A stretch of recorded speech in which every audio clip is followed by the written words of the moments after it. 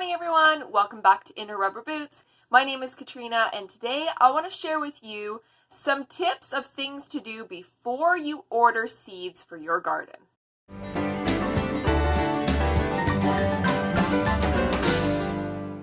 So tip number one is to order early.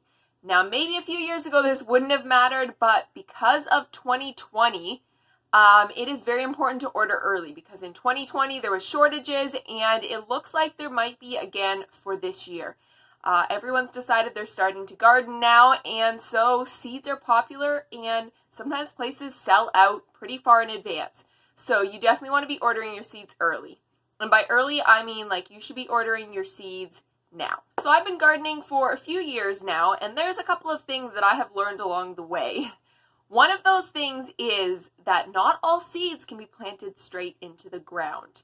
Now, if you are already a seasoned gardener, you will already know this, but if you are a new gardener, you have to know that some seeds you need to start inside prior to planting season. And so if you are not necessarily wanting to take that on, you definitely don't want to be buying seeds that can't be planted straight into the ground. So that would be things like tomatoes, peppers, eggplants, etc. So definitely read the back of the seeds or do your research prior and know what seeds you're going to buy.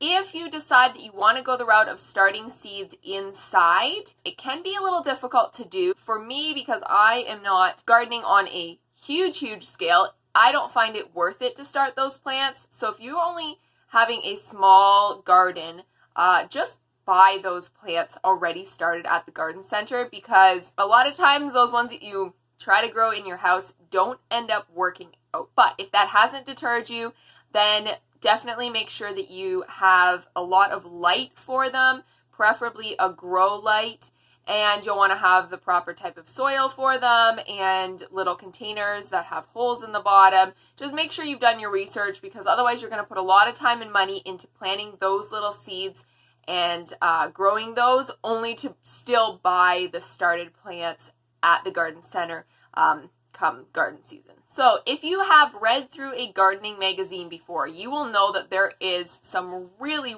fun varieties out there. There's rainbow carrots, and there is different color beans and kale and corn. Like, there's so many different things out there. You could get a little carried away on buying all of the really fun varieties. Having done this myself, I will just caution you, sometimes those really fun varieties are not the best. As in, I planted little round carrots. They were super fun. I mean, you know, who doesn't want little tiny round carrots?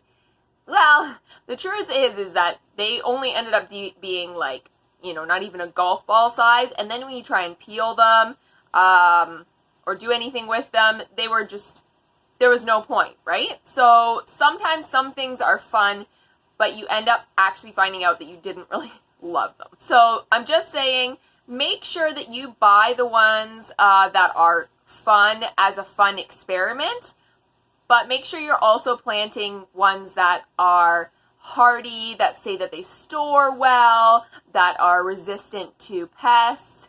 Check all of those things when you're buying seeds, and just buy a few fun ones as an experiment, but still have your good varieties that you know are going to do well. Okay, here's one that I am still terrible for, but be realistic about how much space you have.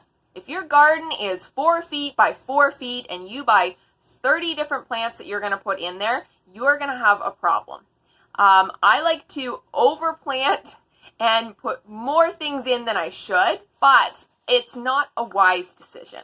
So let's just say that you end up pulling out a lot of plants, trampling plants, having things just plainly not come up or not turn out because they're just crowded. So you don't have to plant the whole package of seeds. You can plant half of them, and if the expiry date on your package doesn't expire until the next year, just save the other half of the seeds, and that way you are not overplanting your garden. As I was saying, check the expiry dates. Make sure you are checking the expiry dates on things that you're buying, because you don't want to be buying old seeds, and preferably buy seeds that are good for the next year as well. So that way, like I said, you can use half the seeds and then save half the seeds for next year. Well, I think that's it for this video. It's just short and sweet. I just wanted to share those things with you so that way you're keeping them in mind when you're ordering your seeds for garden season.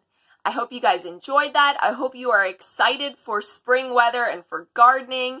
If you are, don't forget to give this a thumbs up. And let me know in the comments below, do you have any other tips of things that you learned along the way gardening or that you think other people would benefit from? Definitely let us know in the comments below. So I know I've promised you an update on doing some renovations around here. That is coming. Things always take a little longer than you think they're going to, and I have lots of footage that I need to put together for that. So stay tuned for that. That's definitely still coming up. And I'll see you guys in my next video. Bye!